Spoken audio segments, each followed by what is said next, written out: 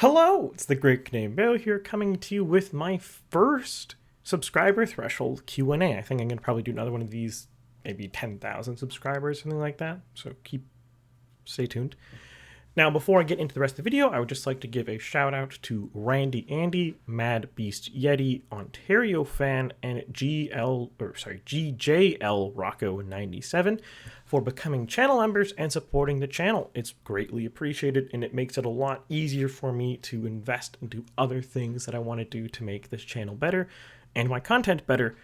Greatly appreciate it. If anyone else is interested, by all means, join below the video as a member to help support the channel. Or if you can't afford to do a monthly donation like that, just share the video, like, comment, do all the regular YouTube things, because those all help quite substantially, especially nowadays.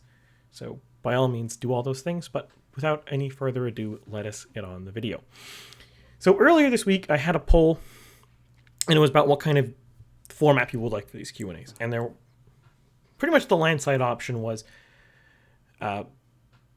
do a couple questions in great detail and then snap your answers for the rest. So I'm going to try to do my best approach at that. I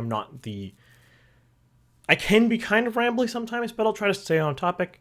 And today we will start with the full answers first, because I thought those were the most interesting ones. So the first one here we have from M. the Slav 2295. In 2015, when everyone was just tired of Harper, do you think the NDP could have a chance to form a government if they nominated a charismatic enough leader? You could also generalize this to what would it take for the NDP to form a government in 2015. So this question hinges on two factors. Obviously, it's the charismatic enough leader for the NDP, and what Trudeau does. If Trudeau runs again as the leader of the Liberals in 2015, he wins. I don't see a scenario where the NDP could defeat a resurgent, ascendant Liberals with a very charismatic leader. Even with their own charismatic leader. I just don't see it happening.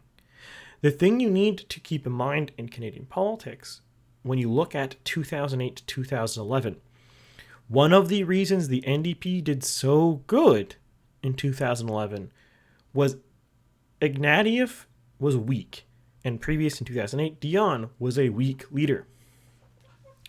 A lot of Liberals stayed home. Some Liberals, the Orange Liberals, defected NDP.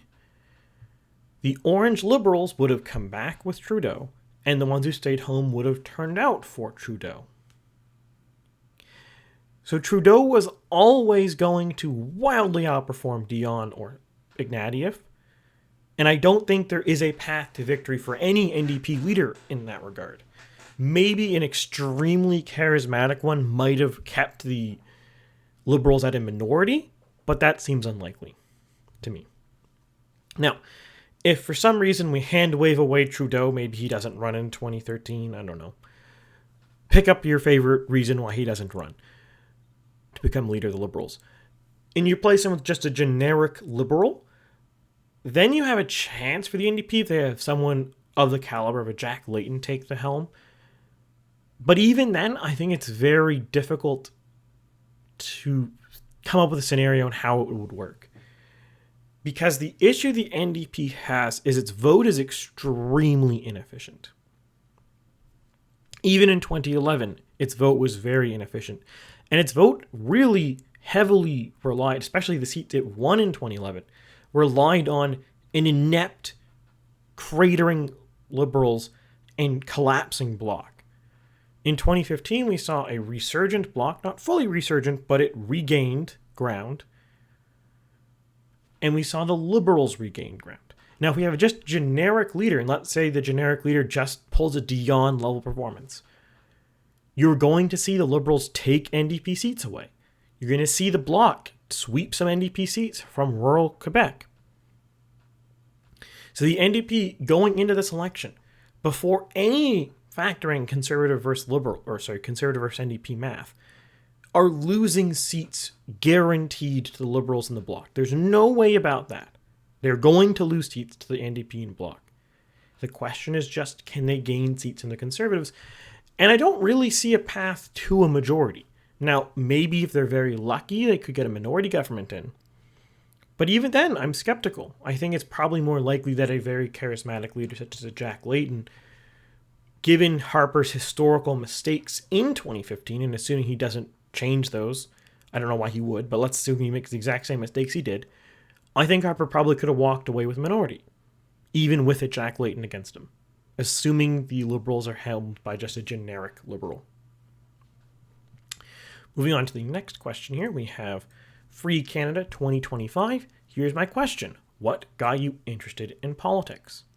Now, this is an interesting two-parter here, really. So the first part of it, what first really brought it to my mind as a thing to even consider is back all the way when I was in grade 8, ages and ages ago. My history teacher said to me in front of the class one day that she was like, I don't normally think people should go into politics, but you, Chris, you should go into politics.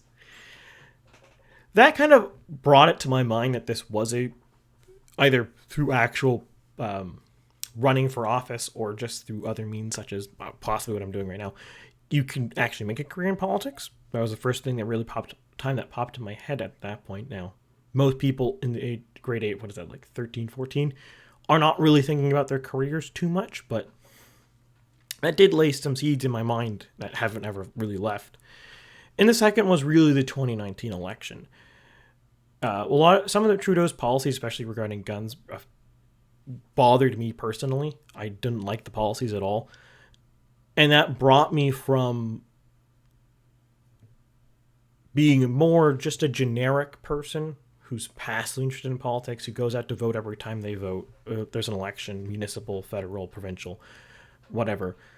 And it pushed me more into a active political thing and paying way more attention. It also probably helped that I was really bored at the time in my co-op position I was doing. It was really dull. So I was paying a lot of attention to that campaign, and it kind of just snowballed from there. Moving on to the next question, we have 3 from Galad 1. 1. If you were to reform the federal voting system, what system, STV, first past the post, PLPR, etc., would you adopt and why? Be as specific or vague as you please. Now, if you are a long-time viewer of my channel, you are probably aware that I did a series of videos on electoral systems and a comparison, and when I try to be as objective as possible on them. Now, I will put some caveats on that series. I think there's some criteria I did miss on, so in retrospect, I would probably rate STV and mixed and proportional as the same tier as first past the post, so they're all relatively interchangeable in my eyes. Now, to get more specific on this question, I don't actually really care too much about how the voting system works. I don't think it actually matters that much, because in the end of the day, no matter what voting system you pick, the politics and the political parties will adopt so that there's a right wing that wins and a left wing that wins, and one of those two wings will win about 70% of the time, and then every 90 years that will about switch and the other one will win about 70% of the time. That's pretty much how democracy works in general. There's no countries, more or less, where the legislature is ever controlled 50-50. That just doesn't happen. At best, you can have an American-style system where the executive is controlled 50-50, but you'll never have a legislature controlled 50-50. I don't think there's any real examples of that, barring just massive splintering and fracturing of parties. So it's just impossible to actually label who controls the legislature.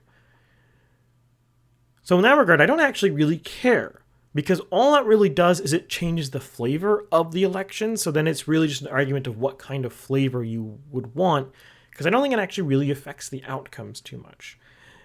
And from my experience talking to people who really support some flavor of PR, is they don't actually really support PR because they think it's better, like objectively from a scientific standpoint or from a moral standpoint. They usually support PR because they think it will lead to policies they like happening. In other words, it's politically advantageous to them.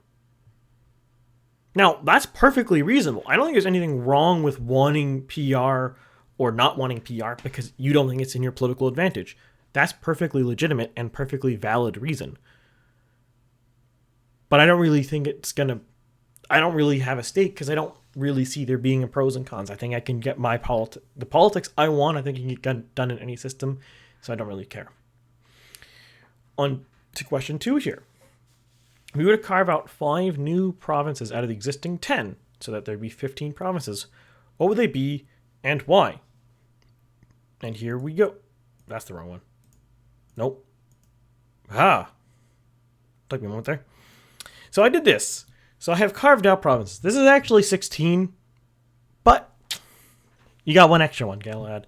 So the territories here aren't a province. I just colored them red because of the territories. So what do we got? So you can't see my cursor. That's fine. So starting west to east, so we have Vancouver, Greater Vancouver, and Vancouver Island as Greater Vancouver, the province. Then we have the rest of BC as, I'm just going to call it BC. Then Alberta, Saskatchewan, and Manitoba are the same. Then we have this brown chunk that is Northern Ontario, which is just Northern Ontario. We have what is the regions that make up the GTA, so Durham, York, Peel, etc. Those together are now the Greater Toronto Area. That's its own province, basically just a city-state at that point, but whatever. We have Eastern Ontario, which is the land to the east of the Greater Toronto Area, and Southern Ontario, which is the rest of Ontario. Cool beans. Then we have Montreal as its own province, as literally a city island. And I mostly broke that one up. I'll go into the reasons in a minute. Then we just have the rest of Quebec. Then we have a carved out Acadia from a little bit of Quebec and the rest of from New Brunswick, based off of areas that are majority Acadian and or just empty so it looks nice. It's my best attempt at it. So why did I break these out? So the main reason I broke a lot of these out is culturally. So Greater Vancouver is separated from the rest of BC because big city Vancouver has completely different wants and needs from interior BC. So in my mind, it makes sense to separate these as 2 separate provincial governments so they can cater to what their people want better. Makes sense to me. Same story with Northern Ontario. Why was that broken off? Because it's basically completely distinct from Southern Ontario economically and culturally. And it's mostly ignored from Southern Ontario. So I put it in its own province so it can do its own thing. And the rest of Ontario is broken up into 3, not necessarily because I think these are super distinct regions, but mostly because it's too big. Ontario's too large. We got to make it smaller. Southern Ontario is broken out because it's more of the industrial side of Ontario, so it has at least some coherent identity to it. And it's broken out to be its own thing. The GTA is broken out because it's just a gigantic metro area. And then we have Eastern Ontario, which is kind of the rump state. I kind of phrased that backwards in the original pitch, but whatever. Montreal was broken from the rest of Quebec because Montreal is more ethnically diverse, more Anglophone, way less Francophone. And it's a big ol' honkin' city that doesn't really vote the same way as the rest of Quebec in any way, shape, or form, and is very federalist. So we'll just make it its own province. Then it doesn't have to complain or worry about whatever's going on in the rest of Quebec, and the rest of Quebec can just ignore Montreal. Seems like a win. Now, obviously, Quebecois in the audience are going to hate that because they hate... they don't want to drop any divisions in Quebec, so I don't think this would ever happen, but it is what it is.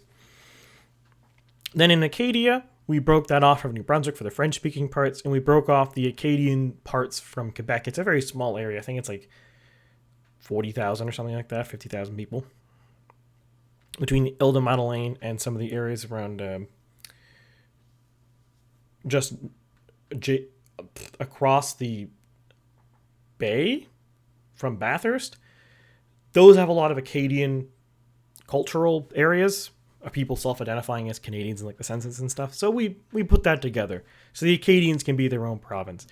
Ideally, I would have put all of the Acadians in this province, but then it would just look silly. Because in like Nova Scotia, for example, there's just Acadian enclaves all over the place. So I didn't want to give a billion enclaves to Acadia. That would just be silly. So this is the best we got. Comment below, what do you think? This is a terrible map. This is a great map. I don't know. Let me know. Now, the final question. Have you ever lived outside of your home province or outside of Canada? What do you take away from those experiences? I've never lived outside of Canada. Not once. In Canada, I have lived outside my province. And by lived, I am saying my primary residence was different. Maybe not my legal residence, but my where I would go home every single night, where I would bring food to, etc. That's only happened once. And it was when I did a co-op term in 2019 in Ottawa when I was working for the federal government in co-op. And the general gist of what I learned from that experience is you can, at least back then when rent was cheaper and food was cheaper, crazy what 4 years does for everything, is it wasn't that hard to live on very low income. Now, I had 9 roommates, so that wasn't ideal. I would not recommend anyone have 9 roommates, but it's not the end of the world. It wasn't too bad.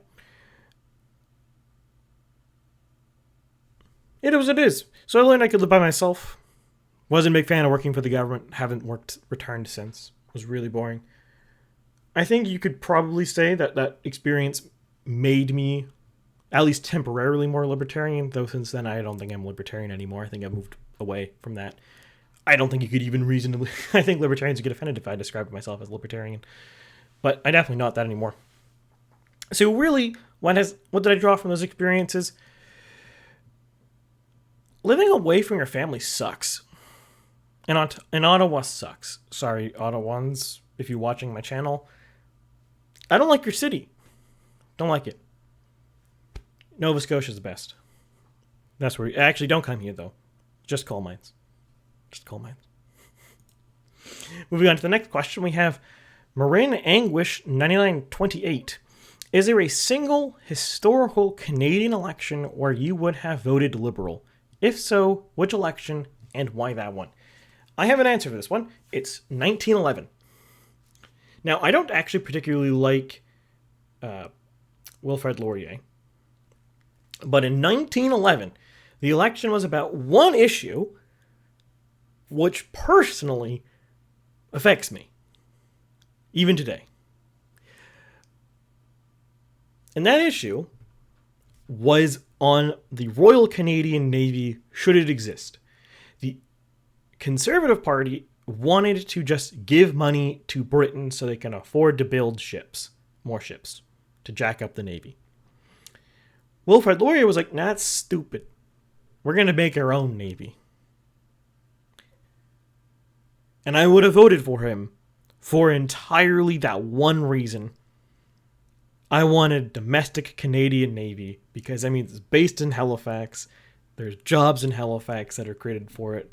Both sailors and ship construction, which is great for the economy or in my home province. Woohoo. But yes, that's the only election really that I probably would have voted Liberal. You might be able to find one or two here and there if I really went into great detail, but that's the best one I can come up with here. And from Real Majora, could you cover foreign elections some more, even if they are just one-off videos? I really enjoyed the French and American elections back in the day. I'm just asking this because Argentina and Spain recently had very interesting elections. Now, I am planning on doing more election coverage foreign-wise, but there is 2 limits for that. The first one is time. I need enough time to actually learn about the country, and I need enough, what's the word for it? Time to compile the polls for it. And the second one is I need to already have basic understanding of the country.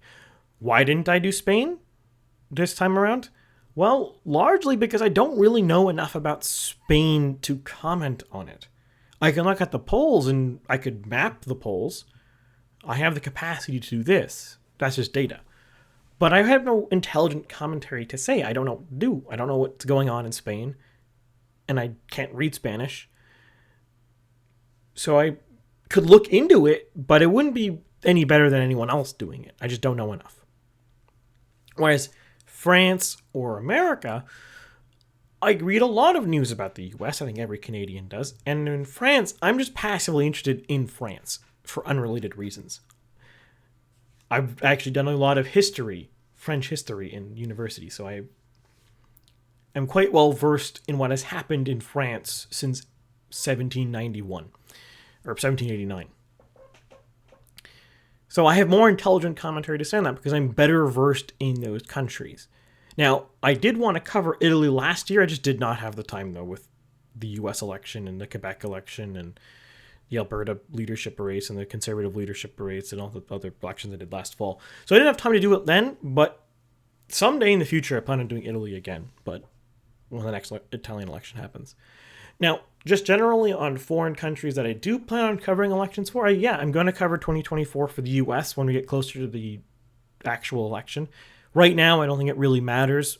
Once we have the nominees, I'm going to really care about it, and prior to this, prior to March, I was planning on doing the American Republican presidential primary, but it just turned out to be a stomp. Trump is just destroying it, so there's really no point.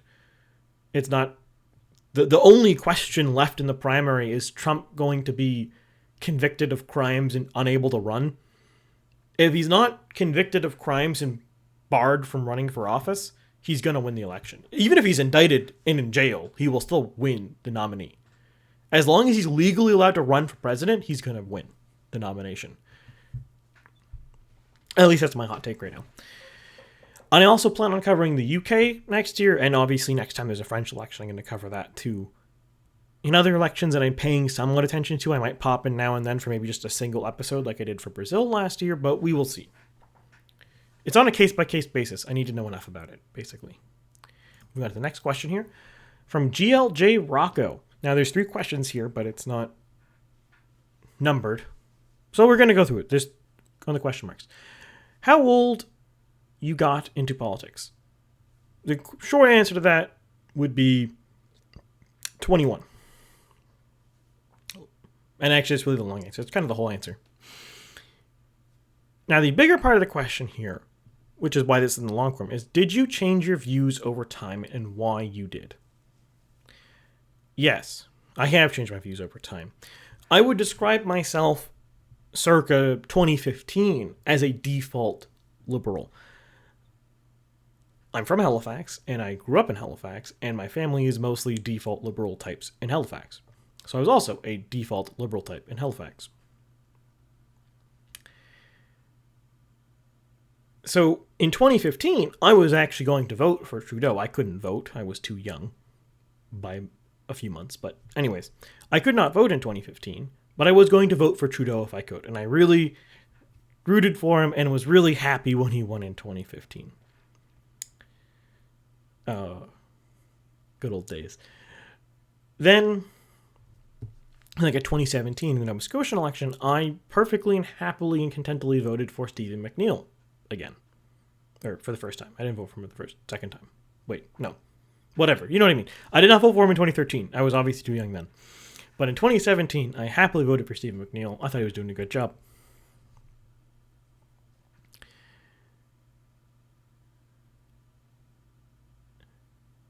And it occurs to me now that possibly Mirren Anguish's question, these might have been valid answers to it too, but I consider that differently because I was reading that question as today who I would vote for, not who I would have voted for when I was a kid. But anyways. So I was default liberal in my early days as an adult when I first went into university, when I was doing university. And then the real starts changing in 2019 because of various things Trudeau was doing regarding gun bans. And some other policies. I definitely moved more libertarian position. I didn't really like the government. I was like, the government should stop doing things. Government's bad. You know, cliche things that what a 21-year-old does. Says. People who are not, or would I have been 21 then? Whatever age I was in 2019. That'd be 21, yeah. Sometimes I forget how old I am. Early dementia? Wow. After that, then a lot starts happening quite quickly. Now, in 2020, I'm sure we can all remember greatly that there was this thing called COVID that happened, and it shut down everything. And now, why is that relevant? Well, we just backtrack one moment. And we establish here that throughout my entire life, I've been at least somewhat Catholic. I was raised Catholic in the church. My mom's Catholic. My grandfather's Catholic. Blah, blah, blah, blah, blah. The whole family's Catholic. That whole side of the family's Catholic. The other side of my family, my dad's side, is somewhat Anglican, but they're pretty much irreligious. My mom's side's Catholic, and I grew up Catholic, went to church for the most part every week, minus every now and then if I was sick or we were away. Did all the things, First Communion, confirmation, etc. Once I was in high school and finished after my confirmation, I really stopped going to church regularly. I was really only going on Christmas Eve and Good Friday. A lot of people end up doing that. It's pretty typical, especially as a teen, if you will. Now, 2020, April 11th was Good Friday. During peak lockdowns, they shut down the churches.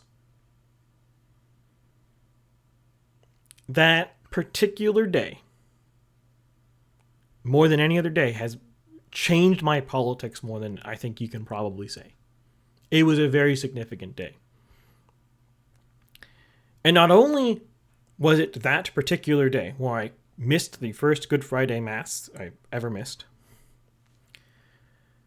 but then next year, I missed a Good Friday Mass because of government regulations, and I had missed Christmas Eve Mass, and I had missed all sorts of Masses that I wanted to go to and attend. Because the government had first shut down churches and then had put strict capacity limits, so there wasn't room for me to go to church. I couldn't attend. This made me much more starkly socially conservative than I was previously. And at this point in my life, since then, I obviously read tons of politics, engage lots of commentary, do my own thinking, etc. The best way I would describe myself politically, if you just look at this on a two-dimensional axis, but two-position thing. So, for example, we have fiscal and social, and then we have conservative and liberal as the extremes. And moderate, I would say. I'm pretty much a fiscally moderate, socially conservative guy. That's basically where I am here. And all of these life experiences have pushed me there. When I was younger, I was probably socially moderate and fiscally liberal, so I've moved a little bit to the right as I've gotten older. But not massively. So yeah, that has what has happened thus far. Now the final question here, what do you see future for politics in Canada and what way we are leading to? The short answer to that is I think we're going to see the country become more conservative over time because the boomer generation is the most liberal generation in Canadian history. And as they age out of the electorate, Gen X, Millennials, Zoomers are all going to become more conservative at that age than boomers ever were. Now, I don't think Canada is going to become an arch-conservative country like in Italy or Hungary right now, or even some U.S. states. But we are going to move to the right of where we are. How far to the right? I don't really know. I can't say for certain. But I think it is very reasonably likely in 20 years from now, the Conservative Party could be getting mid 40% of the vote if we stay in a first-past-the-post system. And I think we will see one of the NDP or Liberals die, and the other party will be getting around mid 40% of the vote too. I think we will trend towards a regular two-party system with the bloc having 5 to 10%. Does that make sense? Well, you can't answer me, so well, doesn't really matter. Now, the final long-form question is from Mad Beast Yeti 3850. Thoughts on Canadian YouTubers in similar field like JJ, Eric Garnier, etc. Eric Garnier, I don't watch much. I see some of his articles every now and then he writes and see some of his work. He seems perfectly competent on his commentary. I'm not really disagreed with him significantly, though I haven't engaged with him too much. So he seems fine. Don't really know. I have to say. And JJ is really the only other Canadian in this field that I think that I can think of off the top of my head here. That has like a significant following, of course. You can find all sorts of small YouTube channels, like mine, obviously, of similar size. And I don't engage with all of them. In fact, most of them. I don't watch the most YouTube in the world. I do watch it, but like it's mostly watching the same videos I've watched before. But on JJ specifically, I find it hard to watch his videos. He has this like TikTok talking style where he's like so peppy and so up and upbeat and he's so quick and it feels very edited. And I don't really like that style. I also find he's has a weird takes. It's not my cup of tea. I don't think he's necessarily wrong all the time. Like some of his videos on like the tribes of Canada, for example, I don't think I'm wrong. I just don't really like how he does the presentation of it. If that makes sense. It's not my cup of tea. So those are my thoughts on those two. Now moving on to snappier questions. Glitched, or as snappy as I can get them. A glitched Eevee 22 or 2990. I'm just gonna summarize this because it's a longer tweet, but basically he wants to know if I were to move to the US, what are the top 5 states that I might move to? So this depends a little bit on. We're gonna put a caveat on this and say I can get a job in my field in this state because I haven't looked enough on which state I would need to do to get a job in my field. So we're gonna just assume I can do that. In which case, I would probably go Maine, New Hampshire, maybe Texas, Montana, or Idaho. And the last two mostly because my fiance really likes those 2 states. And I don't really have much preference after that. But I personally really like Maine and New Hampshire, so those are my top 2. We have some more questions from GLJ Rocco 9793. And I've highlighted 3 questions I'm going to hit here because a bunch of these other ones were covered by other questions, or there's 4 here. So we're going to try to do this quickly here. You think we need to decentralize our federal government? One of the ways is splitting up all headquarters across the country and not have all our eggs in the basket and making Ottawa less powerful. Decentralizing the government's probably a good thing. I am very federalist in that regard, but I don't think it's going to be that possible. It doesn't really make much sense to have a lot of these agencies be further out of field or in different provinces outside of Ottawa. It would make more sense to decentralize is to just give more power to the provinces so they do it themselves as opposed to Ottawa doing it. Are there 89 seats in play for the CPC and could they get a chance to win 200 seats in the next federal election? If they did win 200 seats, what would the percentage of the popular vote they get? Percentage of popular votes, kind of irrelevant. It depends too much on things, but I can say is that 200 seats is probably a 10 to 11 point lead. So if you see 40 to 29 for the Conservatives, that might be close to 200. Maybe you want a 12 point lead or a 13 point lead, but it's 11 to 13 points would give them around 200 seats. And 89 being in play, maybe. Right now, no. But maybe, if we see the polling trajectory continue as it has been doing. Do you think in our lifetime the federal will pass a constitutional law on set balanced budgets? No. They'll never do that. Put term limits on politicians and have elections on your senators? strong support on electing senators, or at least the provincial government appointing their own senators. No on term limits for politicians. I don't think that does anything. That just seems like pointless populism. As someone who tends to lean populist on a lot of things, that takes a lot for me to say it's pointless populism, but term limits don't really do anything. From LVD3NS, what province are you from? Nova Scotia. Best one. Don't come here, though. From Quinn Branton 7227, other than Nova Scotia, where you live, what is your favorite part of Canada and why? Prince Edward Island. Charlottetown? Charlottetown, Prince Edward Island. We'll go with that one. Another question from Real Majora. Do you think it's possible we will see an election before 2025? Unless Trudeau just decides to commit suicide politically, it will be earliest 2024 spring, and if it's not, then it's going to be 2025 fall. And if it's 2024 spring, it's just because the NDP have decided to pull out of their deal. And I don't think they will, because I don't think Singh cares. Trudeau is a commie 5413. Why aren't you on Rumble? But I am. I don't advertise it as much because I think YouTube deranks videos if you talk about Rumble too much, but whatever, we're talking about it now. I am on Rumble. And can we see this here? Oh, well. I'm on Rumble as the Great Canadian Bagel still. And some of my videos get uploaded there. Not all of them.